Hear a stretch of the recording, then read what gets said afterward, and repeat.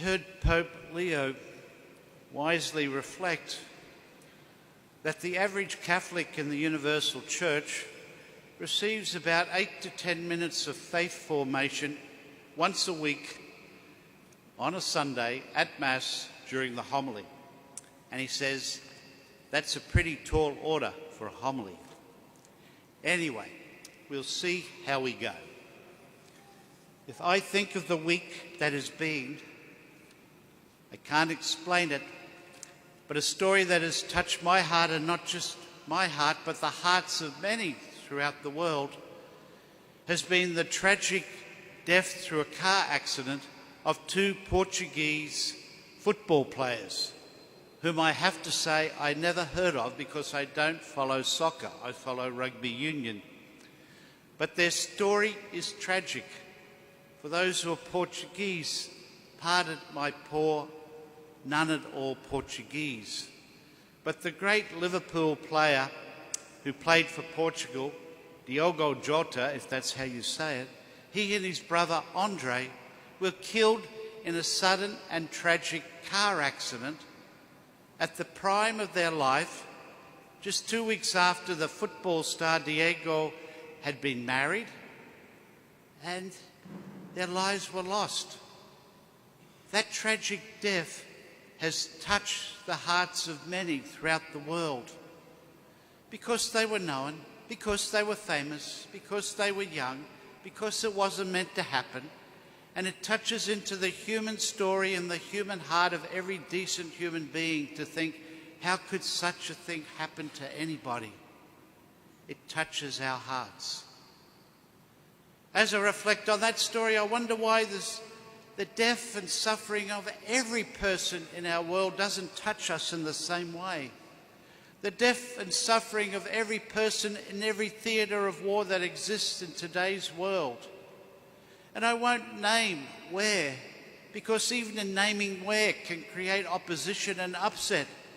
But the fact of the matter is that innocent people are suffering and dying in ruthless wars throughout our world. And the I will name is our neighbour Myanmar. Why aren't our hearts burning? Why isn't our humanity being torn away? Why isn't our humanity being touched by the deaths of innocent men, women and children, no matter who they are, just as we're touched by the tragic deaths of 2 young Portuguese males? If I want to seek some counsel, where do I turn to? Well, I've decided to turn to Blessed Carlo Acutis. I turned to him because Pope Francis was a great fan of Blessed Carlo. Blessed Carlo is to be canonized by Pope Leo. Pope Leo's taken up his cause. Who is this young Blessed Carlo? He died at the age of 15. He was born in 1991 in London. He died where he was living in northern Italy in 2006 from leukemia. Why is such a young person known to the world? What is his message to us that he is to be canonized? There must be something there. Turning point that I think that I see in his life is that from the age of 7, when he made his first communion, he became a great devotee and believer in the Eucharist. His life was devoted to the Eucharist. He used his gifts in IT to set up a website about the Eucharist. But that wasn't all. It was his mindset, it was his heart, it was his core devotion and commitment to life. As a young lad, he said, the Eucharist is the highway to heaven. Pope Francis says about him, his witness shows today's young people that true happiness is found by putting God first and serving him in our brothers, especially the least. This young Blessed Carlo has a message for us that responds to a world that is bleeding, where humanity is suffering and being pulled apart. His message is very simple, it seems. He said what counts in life is the nobility of the soul. That is the way that one loves God and loves one's neighbour. This guy was less than 15. It's amazing. He had a moment of wisdom where he said, all people are born as originals, but many die as photocopies. He warns us against the slavery of conformity, to stand up for who we are, people before God and each other with dignity, a call and a vocation. He said the highest good of all was God and his will for his life. Happiness is looking towards God. Sadness is looking towards yourself.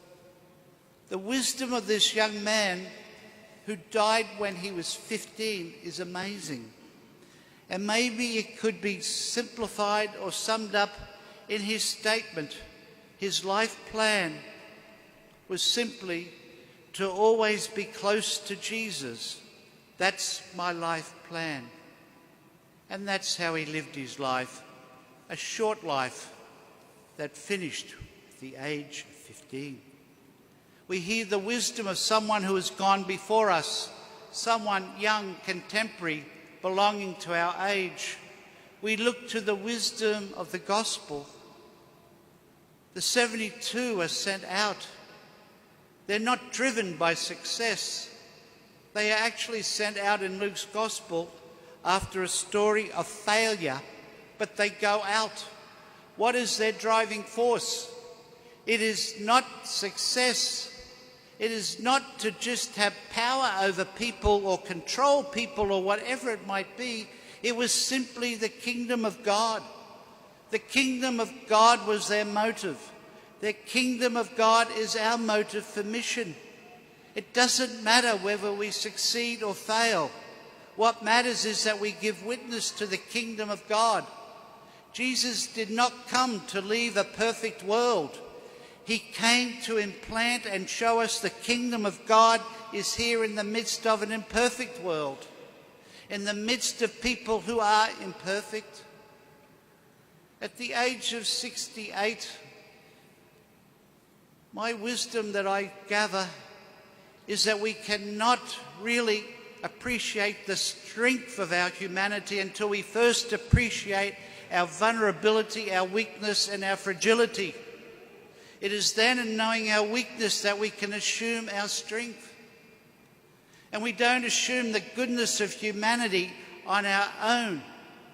I honestly believe until we know our own evil and the own bad that is within us and not just in the world, we cannot stand up for the good of humanity and live the goodness that we are and share that greatness. We are about proclaiming the kingdom of God. Are we ready for it?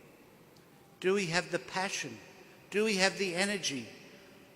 I hope we're not driven by success and power and control and all that goes with that. Simply the kingdom of God is here. If I may finish on a personal note, I belong to the same order as the Pope. I don't advertise it, but yeah, I know the Pope. I lived with him for 9 months over 40 years ago. And I think, well, hundreds of thousands of people know the present Pope because of who he has been, because of his roles in the church. So I don't proclaim the fact that I lived with the Pope when he was in his 20s. That doesn't matter. But what I want to share simply is it's an incredibly humbling experience to know who the Pope is and where he's come from. That he's an incredibly human person who has the joy for the gospel, who is committed to the gospel, but he's a very human man and a good man. And that is very humbling. And I heard him during the week, and it just blew my mind apart. He was meeting a bunch of children brought to the Vatican. They're on a Caritas Italy camp. And he was there talking with the children, sharing what it was like for him as a 6-year-old going to Mass every day, every Sunday with his parents and what that meant to him. That just blew my mind apart. That's who we are. That's what humanity's about. That's what mission's about. Do we have the passion for it? Do we have the energy for it? Are we ready for it? I pray and hope we are.